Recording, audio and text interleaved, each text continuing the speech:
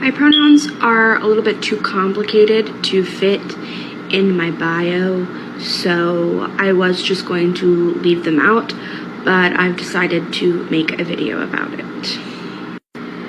Pronouns that I use are they, them, she, her, and clown, self.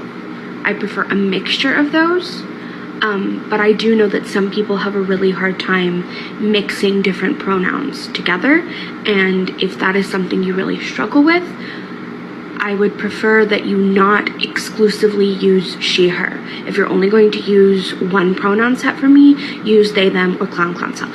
I don't want to be called she, her alone. However, I really prefer a mixture of all three. And please do not use he, him pronouns for me, ever. I don't like them. They make me dysphoric. Thank you. You people are a circus. Wow.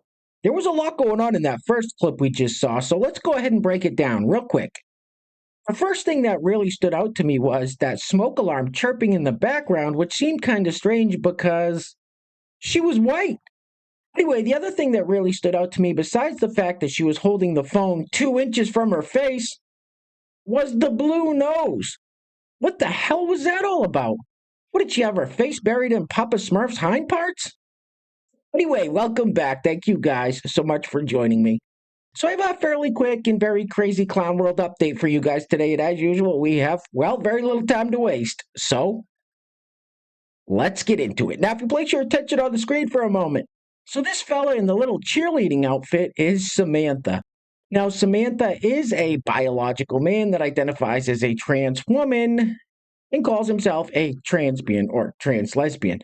Now, imagine being Samantha's neighbor and walking down the street or looking out your window and seeing this. My first thought would be, time to put the house up for sale.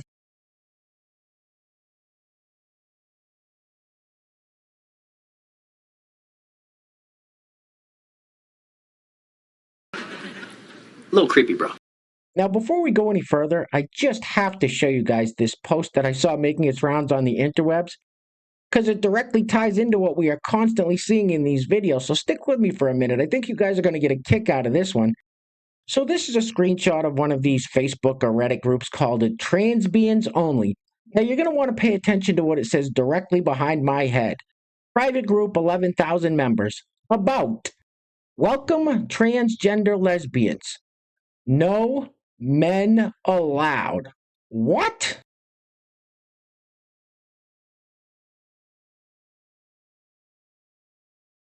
This society is a bunch of idiots.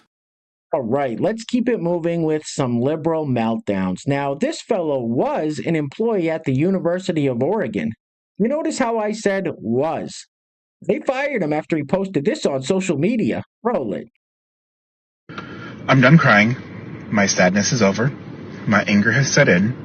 I am a very petty person, and I am very proud of that. Love it about myself, actually. And so I say this in the most disrespectful way possible. I don't care if you are my family. I don't care if you're my friend. I don't care if we've been friends our entire lives. You can literally go f*** yourself if you voted for Donald Trump. If you are so sad about your groceries being expensive, get a better f***ing paying job. Do better in life. Get a f***ing education. Do something. Because you are f***ing stupid. And I hope you go off of a f***ing bridge. God, you are an incredibly big piece of shit. I just don't understand how these people, like the fellow we just heard from, can terminate relationships with friends and family simply because they didn't vote for Carmelo Harris like he wanted them to. Anyway, next up, so this individual who is a biological man that identifies as a trans woman is fleeing the United States because, well, Trump. Roll it. Trump doesn't care about you. He's not going to do anything to make your life more difficult. Well, last night he came out and said that as soon as he's in office, the policy of the United States is to get rid of trans people. There's going to be two genders, male and female, as assigned at birth. And my spouse, Tam, is non-binary, so they're not going to exist. I am a trans woman. I'm not going to be able to exist. I'm not going to be allowed to be within a federal and a public school system. So they're keeping me out of spaces that, I mean, it's like treating trans people as like predators or something. It's just insane. So if you want to know why we're leaving, why are we leaving the U.S. and going to spend time in Australia and Southeast Asia, that's why. Can you repeat the part of the stuff where you said all about the things? The things? There's going to be two genders, male and female, as assigned at birth. You're goddamn right.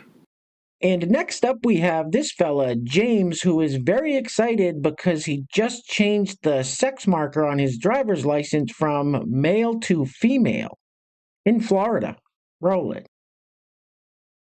I just got my gender changed on my driver's license in the free f***ing state of Florida. My God, Ron DeSantis would be screaming right now if he knew about this. This little license now says female on it. It doesn't, I can't show you because then you would know way too much about me, but it says female. This was the last step in changing all of my documents. This was not easy. You're not even supposed to be able to do this in this state. Here's the loophole. Here's the loophole. Listen up. If you're replacing your driver's license, not renewing it, but replacing it because you lost it, they have to take all of your information from what they consider a primary document. A passport is considered a primary document, and you can self-identify on your passport, which means, loophole, you can self-identify on your Florida driver's license. So my passport says female, and I showed it to them, and they made a bunch of copies, and they had a whole team meeting in the back. I shit you not, there were 8 people that were like looking at it, looking at me, looking back, and I swear, I was like, I just felt like I was gonna cry. It's so humiliating sometimes to be in a hostile state. Like, if you live in a hostile state, you know what I'm talking about. I don't know how possible it is to do this in every other red state. I don't know the loopholes everywhere else as well as I know them here. Then on the way out of the DMV, a guy rolled down the window of his Ford F-250 and yelled nice at me. So, you know, good things don't last forever, but that license is gonna last 10 years. I am wishing all trans people a positive and easy get your documents in order December. And Ron DeSantis, you can suck my trans dick. You fucking crazy, man. You sound insane. Do you realize that? You should be medicated. Wow. That clip was definitely tough to get through. I think we all need a good palate cleanse after listening to that nonsense. Roll it. I remember when I lost my mind.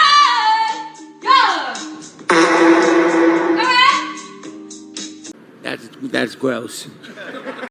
Well, no shame in her game, I guess. Anyway, next up we have this fellow who is a teacher, and he makes his students discuss his nail polish every day. These are the people that are teaching our children. Roll it. I came up with the best idea, and it involves my nails. So every day I have new nails because I like practicing, so they change a lot. And every day at morning meeting, I tell this made-up story, and I get really crazy with it. Today was that I got attacked by Cinderella, and this is the gold from her tiara, and this is the blue from her dress. So now, whenever I have a new color, I'm going to have the scholars write their own story to describe what happened to Mr. Morris on his way to school. Well, I don't know. That's really messed up. Super gay. Hey guys, real quick, before we go any further, I want to give a huge shout out to the sponsors of today's video. And while I'm doing that, I'm going to let this loop on the screen. This is actually kind of creepy. This young lady could be the main character in a horror movie. Anyway, today's video is being brought to us by our first sponsor is none other than Pastor Bob Rogers. And our second sponsor today is Wendy Gvozdich. Pastor Bob and Wendy, thank you guys so much for sponsoring today's video. I really appreciate the support. And I want to give a big shout out to today's honorable mentions. Pastor Bob Rogers, One Happy Oma, and Deplorable Veteran for each leaving a super thanks on the last video. So thank you guys so much. I really appreciate it. So once again, today's video sponsors are Pastor Bob Rogers and Wendy Gvozdich, with the honorable mentions going to Pastor Bob Rogers, One Happy Oma, and Deplorable Veteran. Now, if you'd like to sponsor the next video and help support the channel, there is a PayPal link in the description box below, and I will say your full name as a sponsor of said video unless stated otherwise by you. Alright, I think we've all seen enough of this for one day. It's actually kind of creeping me out. Get this off the screen, please. Ugh.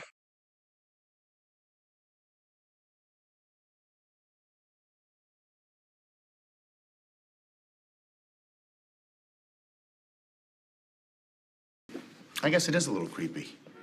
And next up, we have this individual, Lily Tino, who is a biological man that identifies as a trans woman and calls himself a lesbian, but that's neither here nor there. Now remember, Lily Tino's game is to film himself going out to restaurants where he tries to get the servers fired for misgendering him. Roll it. Me and my girlfriend were going to a wine castle, and we sat down for our tasting. And at first they were just very rude and didn't really answer our questions, and we didn't really feel welcome. Our server said, "Yes, sir," when I was asking some questions, and I said, "Oh, no, I'm actually not a sir." And instead of apologizing, or I don't know what else you would do other than apologize, they just walked away. Did not acknowledge what I said, just walked away. We saw the server like whispering to a manager, and a few minutes later, the manager came over and, really big smile, not acknowledging at all that the misgender had happened. And I say, "Hey, look, the last person, they misgendered me and that really hurt." And they just walked away. And the manager said, "Oh, well, some people just aren't as progressive as you." And then they gave us a nice little chocolate that suggested they wanted our money but didn't want to say sorry. So we left and got a full refund. It's one thing to get misgendered and then get an apology, but it's another thing to get misgendered and then be told that it's okay and not to worry about it, and here's a chocolate. What are you talking about? You're delusional. And next up, we have this white liberal woman policing our speech, trying to tell us what we can and can't say. Roll it. Hey, white people, just a reminder, it's not okay to use the term colored to refer to black people.